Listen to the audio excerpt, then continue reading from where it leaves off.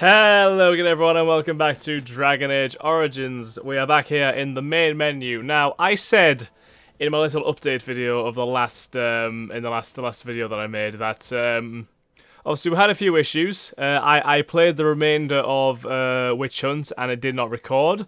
I gave all my thoughts on that on the update video. And again, I sincerely apologise for not playing the rest of that. But I have decided I'm going to restart Darkspawn Chronicles because I have enjoyed it enough. And I have... Oh, no, that's not right. I didn't want to do that. I haven't played it enough. And I enjoyed it enough to make it worthwhile of a restart. I think I was only about an hour or so in. So I think it's worthy to do it again. So we're going to start Darkspawn Chronicles here. Again, I'm really sorry that we haven't been able to do Witch Hunt, the rest of Witch Hunt. But again, I do stress... There's not a lot to be missed. The story of it is not fantastic. The ending is interesting. Again, I would recommend having a look at it if you haven't found it already. You know, have a look on YouTube for it. Obviously, it depends on what the person playing it picks. But yeah, it's nice to see what Morrigan is doing. But yeah, we're going to play the Darkspawn Chronicles here and now. And we're going to see what we can do in it. Obviously, as I said, this is like an alternate timeline kind of thing.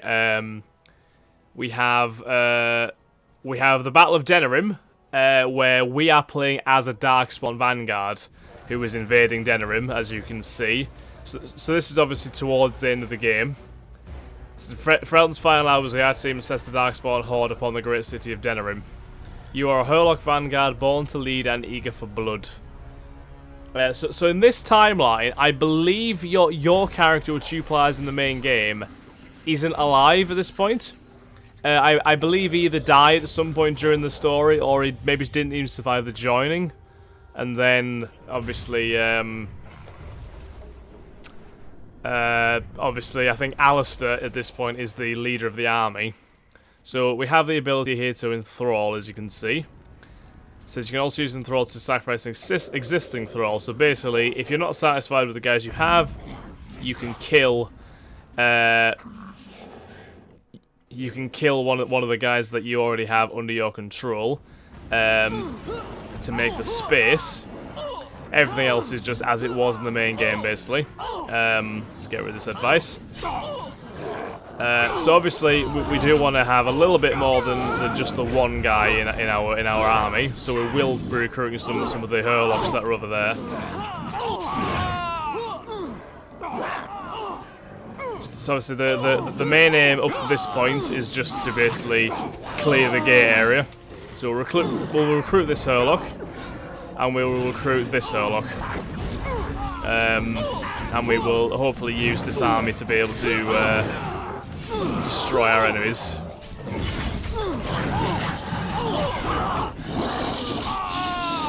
So basically the way it works as well, I don't know if you've seen,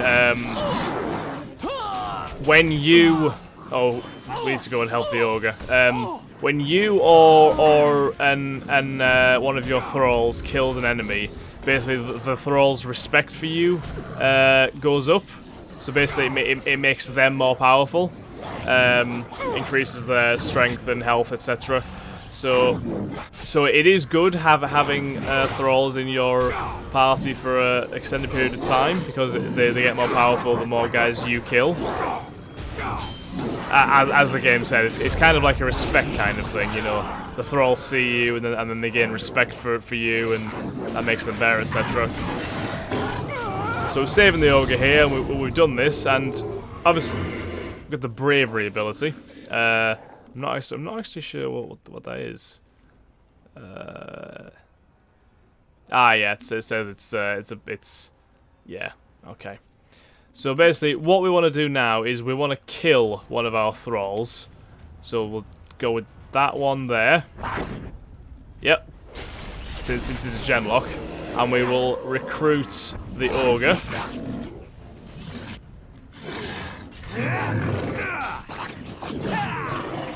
Obviously, the thralls, when they die, they can't actually be respawned. So you have to replace them immediately. So we'll go up to the walls here and we'll kill the guards on this in this area. Is this where... No, I was going to say, is this where the Chantry is in the game, but I don't think it is, actually. I'm getting confused with the layouts of Amaranthine. Right.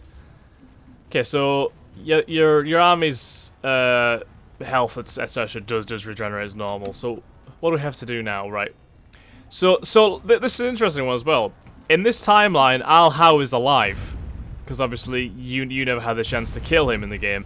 So if you take great satisfaction, like I do, in killing Al Howe, then yeah, you'll find this a lot of fun. So the Al is in here. So we need to kill him right now. There's a lot of enemies here, it must be said. But Al Howe himself is not too bad. Al Howe there was obviously right at the gate as well, stopping a lot of our guys from getting in, so... to make sure we deal with him. I think he might have already died. Oh, he's still alive. He is still alive. I'll get the final blow in. There we go.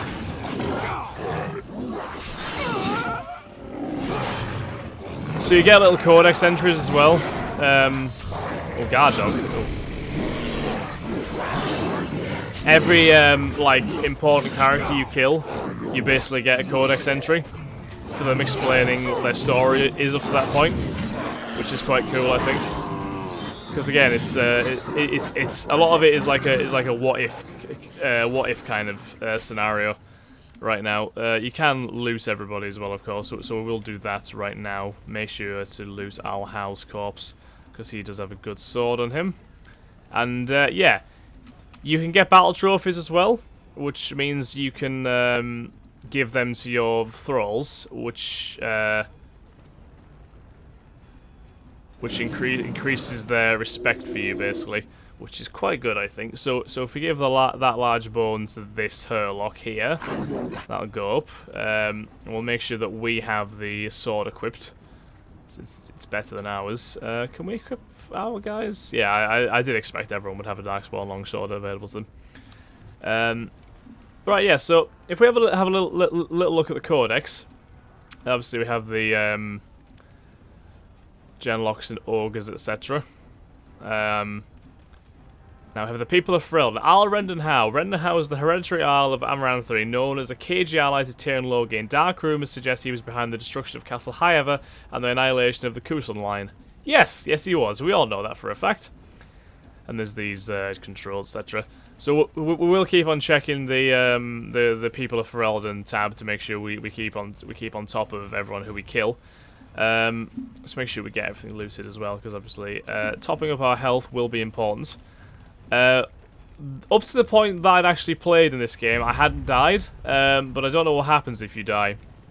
I don't know if it is possible to maybe survive with the rest of your thralls, but for all I played, yeah, you couldn't actually...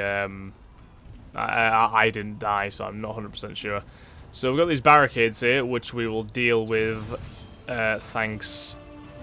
We will deal with as a result of this ogre. That English still don't make sense. But you know what I'm trying to say.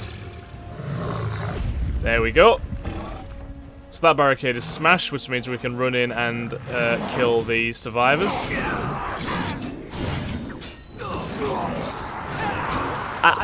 I do find this DLC really fun, honestly. I find it actually a lot of fun.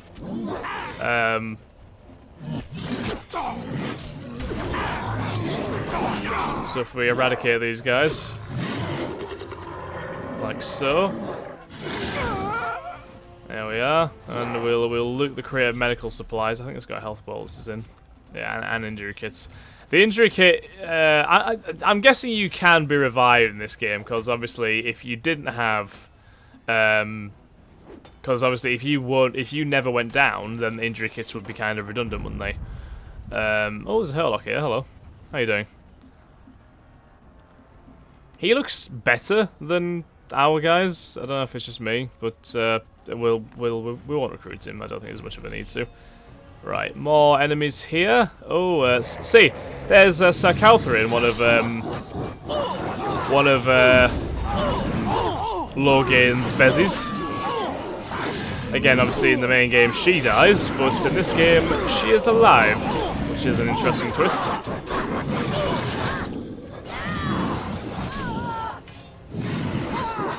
I don't think she's going to be alive for too much longer though, to be honest, with the way this is looking. There we go. Catherine is down.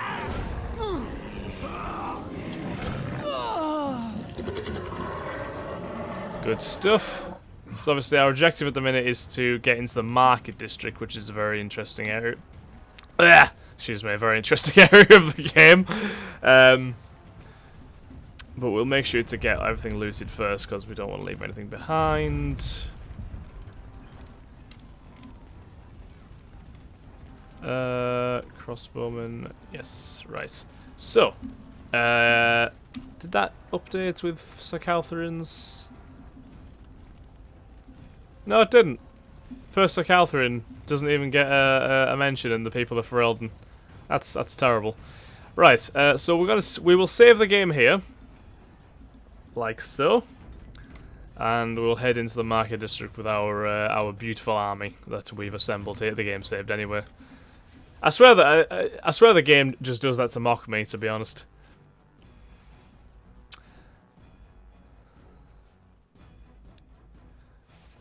Right, what else are we going to run into in the market district then?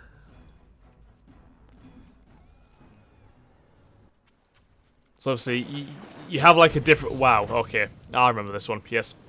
So you have like a different set of like objectives for every area of the game.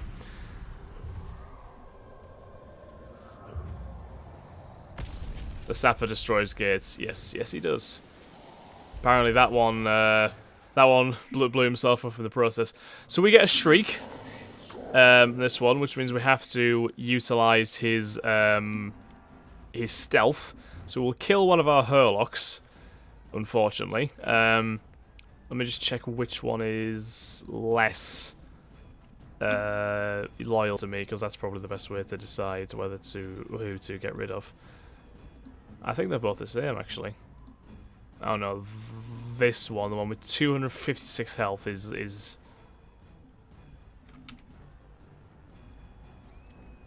yeah, it's not saying which one's which.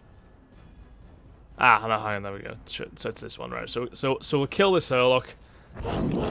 Yes, the swift stab to the chest, and we'll loot this Genlock as well, and we'll recruit at the Shriek. So we have a Shriek and an Ogre, which is, it's just glorious, isn't it? So if we get everyone to hold position, and we are obviously in stealth right now, which means we can get past these ballistae and cause a bit of a havoc, which is always fun. So we will, so we'll do this. There we go. Now if we get our guys to run in. Or maybe we won't. I'm not gonna lie, I didn't realise that was gonna go so badly. Maybe I should have just left the Shriek on his own to deal with them, to be honest. Right, so we have an objective now to kill Bantegan, but really we need to... we don't really want to be fighting these guys for too long without our commander.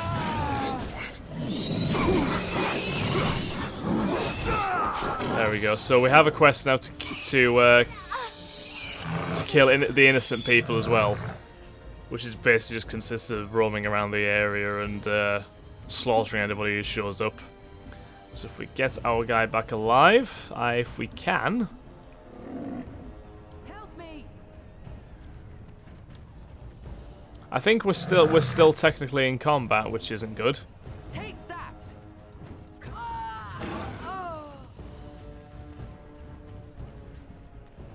There we go. Okay, so my Vanguard is now injured, so if we will use the injury kit on him, and let's just regenerate a bit, because I didn't think the ballistae was still going to be operational while the Shriek was attacking them, but apparently they were. It's a very unpleasant surprise, I must say.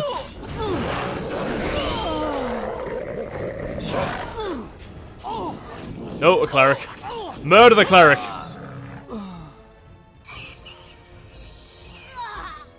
Sorry, cleric, but you are going to perish. Oh, that's brutal. That's nasty. That is really not nice. That's terrible, actually. That's awful. So we're slaying 4 out of 10 civilians now. So we'll loot the crossbowman and Sir Perth there as well. Poor guy. Very, very honourable man in the actual game, and yes, he certainly died a noble death. So we have Gorim now. Pretty certain he was in the main game somewhere as well. I can't exactly remember where. But he's definitely quite dead now. So yeah. So yes, Gorim was once a second to a prince of House Idakan, so he must have been from the Dwarven origin story, I'd say. When the prince was framed for fratricide, Gorim was exiled to the surface where he made a living as a merchant in Denerim. Perpetua was the revered mother of the Denerim Chantry. She filled her days arguing with Sister Theohild over interpretation of the chant. And Sir Perth was a knight in the service of Arlaim and of Redcliffe. He was sent on a quest for the legendary Urn of Sacred Ashes, but found no success. So obviously, in this timeline as well, Arlaim was obviously the poison wasn't cured. So either he's unconscious at the minute, or he's still poisoned, or he's dead. It's one of the two. I'm not exactly sure which one's which. So that's another cleric down. It's 5 out of 10 civilians. Oh, it looks like yeah. Ban Tegan has stepped into battle. So if we get our ogre out of there, because he's gonna need to get within safe distance. He can't. He's powerful, but he's not gonna be able to fight the Ban by himself, I don't think. So Landry's here as well. This is quite a tricky fight, to be fair. Because Ban Tegan is very, very, very powerful. And ideally, you don't want to lose any of your guys.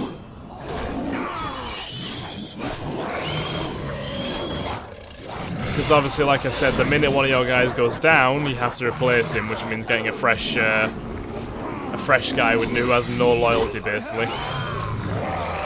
Which isn't great.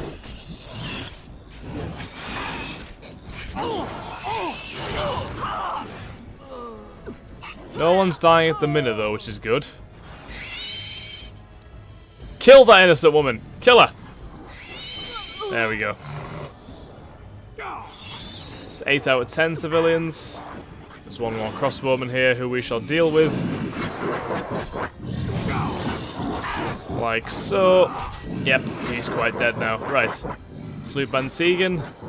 So we've got a Redcliffe shield, which I think is better than the one that we are currently using, so we will use that. We can equip a collar. Oh! We can equip a collar on the Shriek. I didn't even realise we could do that. Oh no, we can't. I don't think. No, the Shriek can't use equipment. That's a shame. I thought you'd have been able to stick a collar on the Ogre. But, no. You can't. I'm very disappointed about that. Okay, so that is Ban Tegan dealt with. And we have a sapper available to us now, who we are going to have to... I don't actually know if we have to recruit the sapper. We might be able to just take him with us. I hope so, because I'd rather not kill any of our currently recruited thralls. Oh, another innocent man there. Let us deal with him. There we go. So we only have to kill one more innocent now before we've done that quest. I don't think we've been over this part of the Market District yet, so hopefully we'll find a couple of innocent people here. I sound so demonic, don't I? I said, oh, I really hope we find some innocent people. I love finding innocent people. It's great. Yeah, they're okay. Let's just lead the sapper to... Oh, hang on. So occasionally these crossbowmen etc. do tend to just file out of the houses. But of course, with the amount of Darkspawn we currently have at our disposal, it's not normally a problem. And there's a frightened elf, so that should be 10 out of 10. No, apparently not. I do remember some of them weren't registering properly, so I think it does. I think it is based on, yeah. I'm pretty sure we should be able to. And this is another one, interesting one. Ogren. Yes, you get to fight Ogren, which is quite sad actually. And I am quite close to death, so let me sort that out. It's the one main disadvantage of fighting Ogre as opposed to the emotional weight. It's that he's quite a competent fighter, so he will mess you up pretty quickly.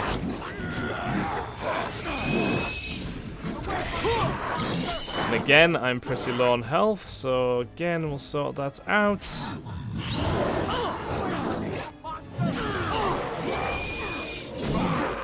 Oh, we lost one of our Darkspawn. That's not ideal. It wasn't the Ogre or the Shriek though, so that's one good thing.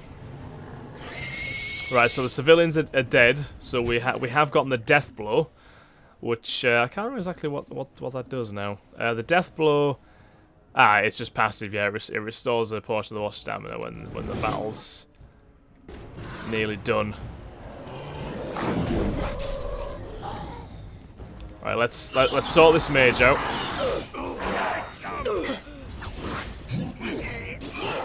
We're definitely gonna have to restore or enthrall another Darkspawn after we've dealt with these guys.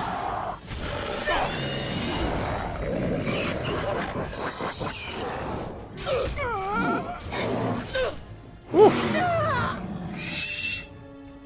That was pretty intense, I must say. Oh, there's another guy.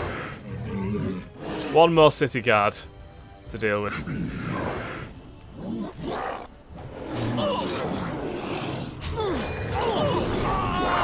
There we go. So we shall enthrall another Hurlock, just to get ourselves back to our full strength, and we will loot this stuff as well while we're here. Plenty of supplies for us. And on that note, guys, we shall end the episode here. This has been the first episode of Darkspawn Chronicles. Again, all of this I have experienced before, but we aren't far away from where I got to last time, so again, it will be blind quite soon. So yeah, thank you very much for watching, guys. Hope you have enjoyed. If you have, then please like, comment, subscribe, and share. And I'll catch you in the next episode of Darkspawn Chronicles. Thanks again, guys. Have a nice day. Bye-bye.